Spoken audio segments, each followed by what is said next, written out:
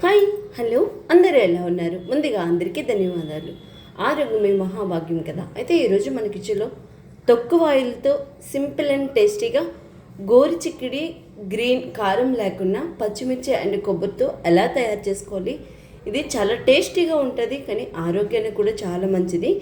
గోరుచిక్కుడుకాయలో పీచు పదార్థం ఉంటుంది కాబట్టి మన ఆరోగ్యానికి గుండెకి అనేది చాలా చాలా మంచిది.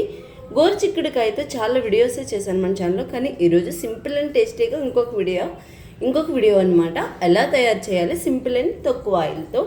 అయితే ఇక్కడ నేను అరకేజీ గోరుచిక్కుడుకాయలు తీసుకొని నార్మల్ వాటర్తో 2 సార్లు కడిగి ఉప్పు వాటర్తో ఇంకొకసారి కడుక్కోవాలి, ఏ కాయగూర అయినా.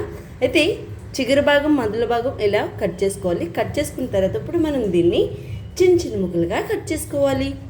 మనం తీసుకునే గోరుచిక్కుడుకాయలన్నీ ఇలా చిన్న చిన్న ముక్కల మాదిరిగా కట్ చేసుకోవాలి. బాండి పెట్టుకున్నాము. ఈ బాండీలో మరీ ఎక్కువ నూనె పోయలేదు, చూసారా? 1.5 స్పూన్ వరకు మాత్రమే నూనె అయితే పోసుకున్నాను. నూనె కాస్తంత ఈటెక్కాలి. ఈటెక్కిన తర్వాత ఇలా చిన్న స్పూన్తో 1.5 స్పూన్ ఆవాలు వేసుకోవాలి, 1 స్పూన్ జీలకర్ర వేసుకోవాలి, కాస్తంత శనగపప్పును కూడా వేసుకోవాలి. మీ దగ్గర మినపప్పు ఉంటే 1 స్పూన్ మినపప్పు కూడా వేసుకోండి. ఇది కాస్తంత ఈ పోపు అనేది వేగాలి. ఓకే, ఏమాత్రం మిడిల్పాటి ఉల్లిపాయ తీసుకొని చిన్న చిన్న ముక్కలుగా కట్ చేయండి.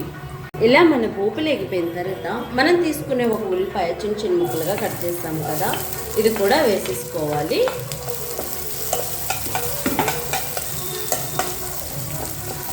ఇది ఉల్లిపాయ వేసుకున్న తర్వాత పోపు అంతా కలిసేలా ఒక్కసారి కలిపేయండి. ఉల్లిపాయ వేసిన వెంబడే మనం కట్ చేసి పెట్టుకున్న గోరుచిక్కుడు ముక్కలు కూడా వేసుకోవాలి. ఓకే, ఇలా గోరుచిక్కుడు ముక్కలు వేసాక కూడా దీని వెంబడే సాల్ట్ వేసి మనం సిమ్లో పెట్టుకొని మూత పెట్టుకోవాలి. మనం నూనె తక్కువగా వేసుకున్నాం కనుక వీటిలో వెంబడే సాల్ట్ వేస్తే వేగంగా మగ్గిపోతుంది, సాల్ట్ వాటర్ మాదిరిగా మారిపోతుంది కదా. అందుకే నేను చెప్పి సాల్ట్ అంతా ఈ ముక్కలు తీసుకొని వాటర్గా అయిపోయి మెత్తగా సాఫ్టీగా ఇప్పుడు ఫ్రై అవుతుంది అనమాట. మరి ఎక్కువ డ్రీప్ ఫ్రై కూడా అవ్వదు. ఈ ముక్కలకు సరిపడేగా కాస్తంత సాల్ట్ని యాడ్ చేసేస్తున్నాం. దీనిపైన మనం ఒక మూతను పెట్టుకొని 5 నిమిషాలకు ఒకసారి గ్యాస్ని సిమ్లో పెట్టి కలిదిసుకుంటూ ఉండాలి ఆ బాయిల్ అయ్యేదాకా. ఈ మాదిరిగా కొబ్బరి ముక్కలు తీసుకొని ఇట్లా మనం చిన్న చిన్న ముక్కలు కట్ చేసుకొని మనం మిక్సీలో పట్టుకోవాలి. ఇలా మనం ఈ కొబ్బరిని చిన్న చిన్న ముక్కలు కట్ చేసుకున్నాం కదా, అరకేజీకి మాదిరిగా కొబ్బరి పడుతుంది. 7 పచ్చిమిర్చీలు పడతాయి. ఈ పచ్చిమిర్చీలు కారం ఎక్కువ ఉంటే తగ్గేయండి, కారం తక్కువ ఉంటే మీరు తినేదాన్ని బట్టి వేసుకోవాలి. ఇక్కడ ఈ 2 కాంబినేషన్ చాలా బాగుంటుంది. 2 మాత్రమే గోరుచిక్కుడికి మెయిన్ ఇంగ్రీడియంట్స్.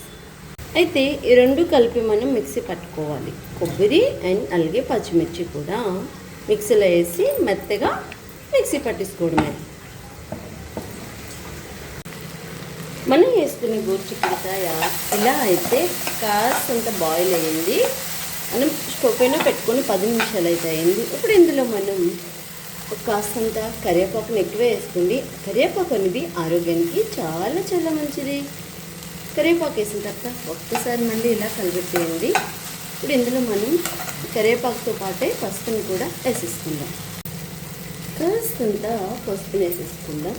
ఇప్పుడంతా బయట కారాల్లో పసుపుల్లో చాలా వేస్టేజ్ కలుపుతున్నారు కాబట్టి ఒక కేజీయో పసుపు కొమ్మలు తెచ్చుకొని పసుపు ఆడించుకుంటే మన ఆరోగ్యానికి కూడా చాలా మంచిది. ఓకేనా?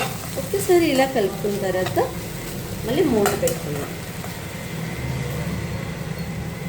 మనం తీసుకునే కొబ్బరి పచ్చిమిర్చి ఇలా కాసంత బరకునేలా మిక్సీ పట్టుకోవాలి. అప్పుడే టేస్ట్ వేరే లెవెల్ ఉంటుంది మనం తిన్నప్పుడు కూడా. అప్పుడు దీన్ని మన గోరుచిక్కుడుకాయ ఇలా పట్టుకుంటే చూసారా, ఇలా మెత్తగా అయిపోవాలి, ఇలా సాఫ్ట్గా అయిపోవాలి. ఓకే, ఇప్పుడు మాత్రం ఈ కొబ్బరి పచ్చిమిర్చి ఇందులో మనం వేసేసుకోవాలి.